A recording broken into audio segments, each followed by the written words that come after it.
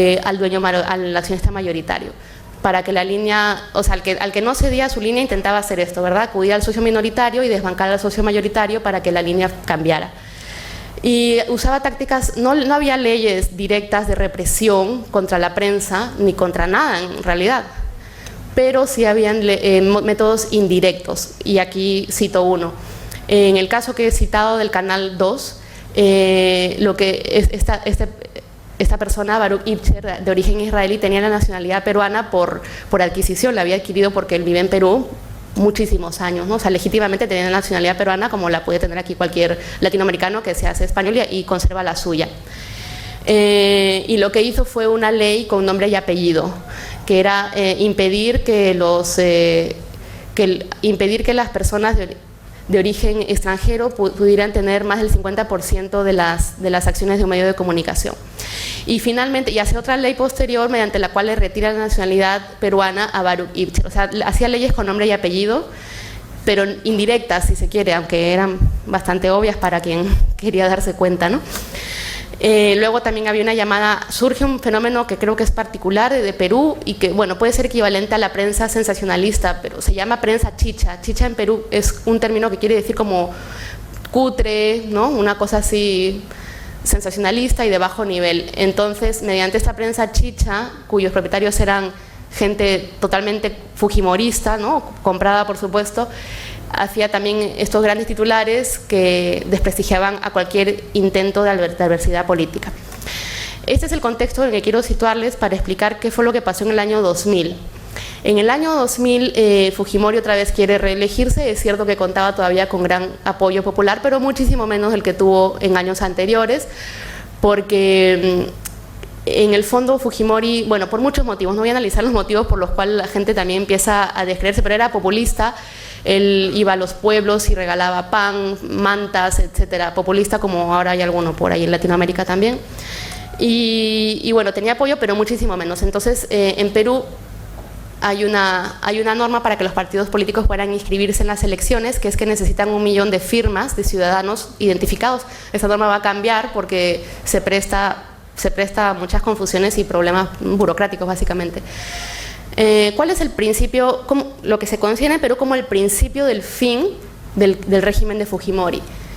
El principio del fin del régimen de Fujimori es la publicación de un reportaje de investigación que se publicó con bastante coraje, la verdad, porque se intentó por todos los medios por parte del gobierno que no se publique, pero finalmente se publicó, claro, mediante el que se revelaba con testimonios de gente que había participado en esto de falsificación de firmas para inscribirse en el padrón electoral, para que este partido pueda inscribirse, que era el partido de Fujimori.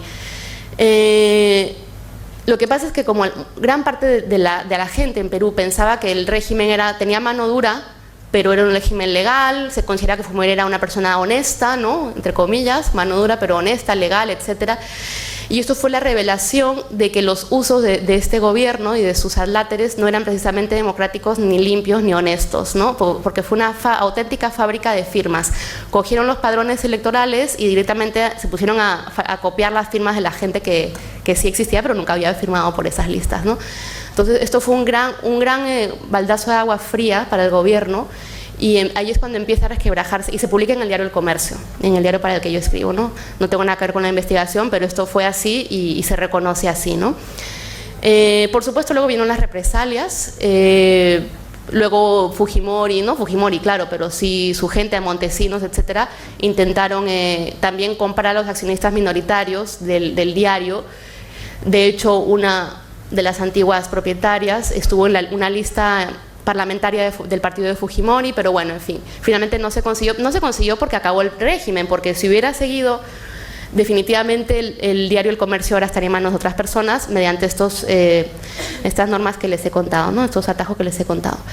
Este es el principio del fin. Entonces, a diferencia de lo que pasa en Chile, por hacer un contrapunto, en Perú había esta prensa cooptada, pero había prensa que no se dejó cooptar con grandes problemas, no solamente El Comercio y el Grupo El Comercio, que son 3 diarios y 2 canales de televisión. También estaba el diario medios de competencia, ¿no? El diario La República, la revista Caretas y el diario Liberación, fundamentalmente. Todos los propietarios de estos diarios, no los periodistas, sino los propietarios, básicamente estaban totalmente acorralados, ¿no? les ponían juicios por impuestos, por ejemplo. Era la manera de atenazar por parte del régimen o de poner contra la espalda y la pared era a través de los impuestos, ¿no? de la amenaza de embargo, por ejemplo. Pero bueno, hubo propietarios de medios y directores, por supuesto, periodistas que dijeron no voy a rendirme porque por la democracia, ¿no? y por mi empresa en primer lugar y por muchas cosas, por lo que fuera. Entonces la prensa sí fue determinante en la caída de Fujimori. No es que se le derrocara ni nada, ¿no? Fue determinante en el sentido de que habría que preguntarse qué hubiera pasado si la prensa no hubiera revelado, por ejemplo, la fábrica de firmas, y luego el siguiente, ya la piedra de toque, o sea, el punto de inflexión total con respecto a la imagen de Fujimori en el país fue la difusión del Vladivideo. No sé si ustedes lo recuerdan, pero les explico. Cuando ya la fábrica de firmas fue publicado en el mes de marzo. En abril fueron las elecciones, Fujimori igual se reeligió.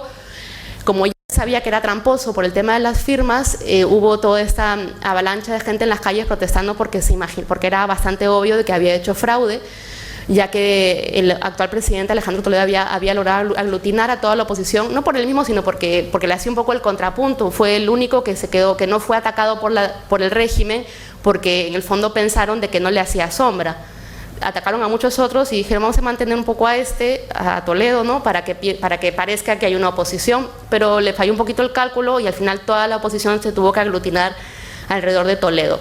Igualmente él se reelige, no sé si ustedes recuerdan, pero hubo como una semana duró la proclamación del resultado electoral, una cosa inédita, por supuesto, porque ahí se utiliza el mismo sistema que se utiliza en España de conteo automático, ¿no? Tenía que haberse conocido como siempre el mismo día, a las pocas horas de las elecciones.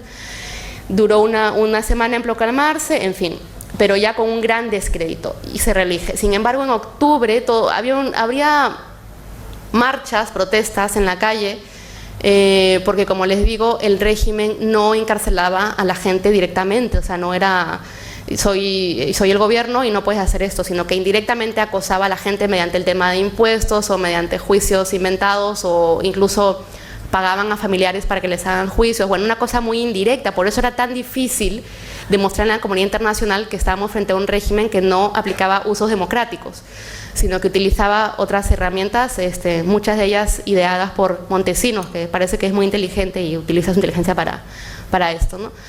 En octubre, ya cuando se había reelegido, se difunde en un hotel de Lima el llamado primer Vladivideo, porque Montesinos es Vladimiro Montesinos, de allí surge el término que creo que ya se va a acuñar en la Real Academia, me comentaba, Vladivideo, porque Montesinos ha dejado un legado increíble, ¿no?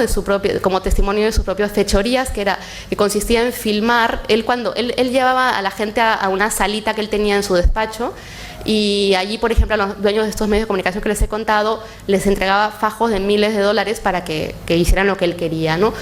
Pero medios de prensa, otro tipo de empresas también, hay mucha investigación ahora en Perú, un cúmulo de investigación, ¿no? Aunque aún hay un poder judicial todavía bastante corrupto y lento, ¿no? En fin, entonces esto no se sabía hasta que en octubre, como les decía, un líder de la oposición, que es Fernando Olivera, que ha sido embajador aquí hasta hace muy poco, que es todavía aliado de Toledo en el gobierno, emite el primer Vladivideo en el cual se ve que Montesinos está pagándole miles de dólares a un congresista de la oposición que luego resultó ser un tránsfuga y se plegó al partido de Fujimori en el Congreso. ¿Qué hubiera pasado si la gente no lo hubiera? O sea, si esto se emite en un hotel, como puede ser aquí, imaginemos que no está la televisión aquí, o sea, esto queda en estas 4 paredes, ¿verdad? Sin embargo, el Canal N, que también forma parte del grupo El Comercio, y bueno, podría haber sido La República, no quiero que quede como que era nada más El Comercio. La República no tenía canal en ese momento, estoy segura que si lo hubiera tenido, hubiera hecho lo mismo, me parece, que eso es un medio de la competencia, ¿no? Emite en directo la emisión de este primer Vladivideo, y eso genera, como ustedes se pueden imaginar, eso sí genera un punto de inflexión total, ¿no? La gente sale a la calle y se demuestra que lo que hacía Montesinos, que Montesinos no era ningún técnico inteligentísimo que había logrado revitalizar la economía, porque es verdad que la economía empezó a funcionar como muchos países de Latinoamérica, ¿no? Eso sí hay que reconocerlo, aunque yo creo que el fin no justifica los métodos. Empezó a funcionar, la economía, bueno, había trabajo, ya no había que hacer colas como anteriormente, etcétera, pero pero a costa de muchas violaciones de derechos humanos que ahora conocemos, bueno, que sí se conocían, pero ahora se han documentado en esta Comisión de la Verdad, porque paralelamente a toda esta cooptación, el terrorismo se derrotó en cierta forma, aunque el caldo de cultivo permanece, por supuesto, porque Latinoamérica, como ustedes saben, es la región no la más pobre, pero sí la más desigual del mundo, ¿no? Y eso hay que reconocerlo y tenemos que afrontar que mientras esté ese caldo de cultivo allí, los vendedores de armas